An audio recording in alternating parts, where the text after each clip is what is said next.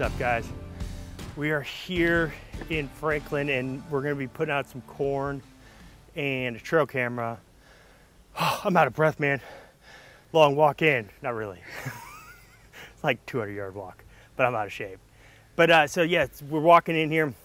We got a game plan, got permission to hunt here, and it's right in Franklin. It's a nice area, but it is pretty nice little ridge line up here that deer just cruise. And we hunted this past year, and there was like a 150, 160 class 10 pointer that was just a sod. If he's alive, man, he's gonna be a stud this year. So we're gonna try to get him on camera and really try to get him hooked to coming into this area for the velvet hunt. And so like right now we're trying to identify the area where we're at and what the setup is gonna be, because I wanna get a strategy together that makes sense. Because like, you're gonna look around, you're gonna see trees, like, are we gonna be saddle hunting? But when it's velvet season, canopy's gonna be thick. And the canopy on the ground is gonna get thick. And so like, I wanna get in the right area where we have the right browse for the deer to eat. I wanna get a large enough area that we could potentially saddle hunt out of.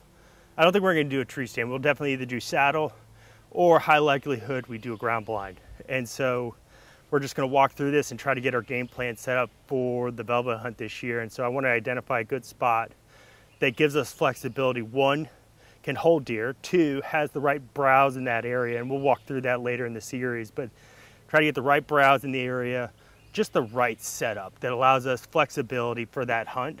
And it all starts with putting some tracking out. I like to start with corn. Obviously we're not gonna be hunting over corn, but in the off season, just getting a deer used to it, corn works, man.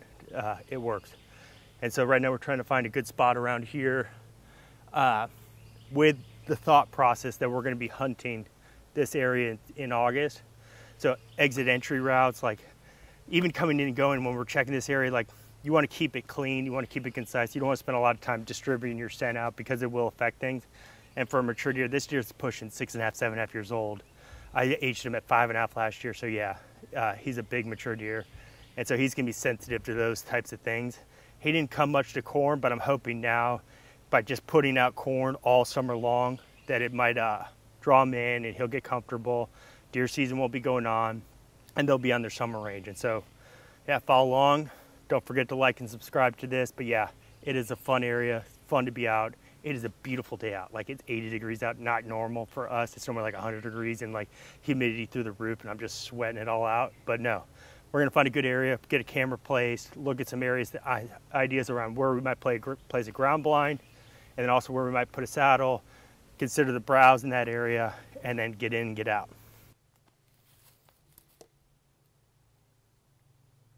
Looks good.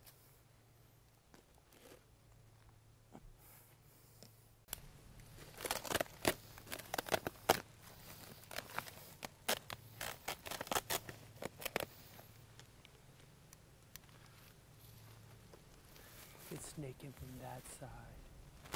We can sneak him right from the back. I know, that's what I'm trying.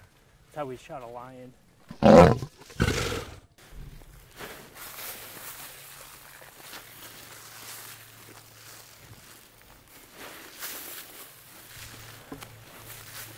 I think next week we'll make sure, I don't want to put a lot of time into this spot until we make sure we get them on camera, but I think one strategy that we'll definitely walk you through is you set up a mock rub and scrape in this area. And then we'll also look at doing mineral blocks and then just keeping out of here and just keeping your strategy solid. Talked about last week about trail cameras not working. Sure enough, 2 of them aren't working. So we're gonna have to go fix those. But like, time flies. We're already into June and weeks go by the time you're out here.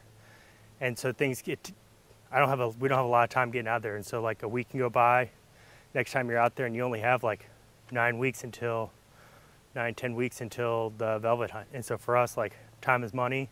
We want to get on it. We don't want to spend as much time in here just distributing our scent everywhere and ruining things. And so, yeah, but we'll definitely, I think if it is the right spot, we'll set up a mock rub and scrape. We'll get the corn, we'll get mineral lakes in here. And then, just to start honing in this strategy, man. Getting our exit entry routes identified, making sure we got the right browse, and just initially looking, yeah, I feel pretty confident. Like there's a lot of low hanging, like this stuff right here. This is great. This is great. And that's key because deer out here, there's no food plots. There's actually some soybeans, maybe a mile that way. But for the most part, these deer are living on browse. And so browse is king. And so we want to get that identified. We got good browse in here. We got corn.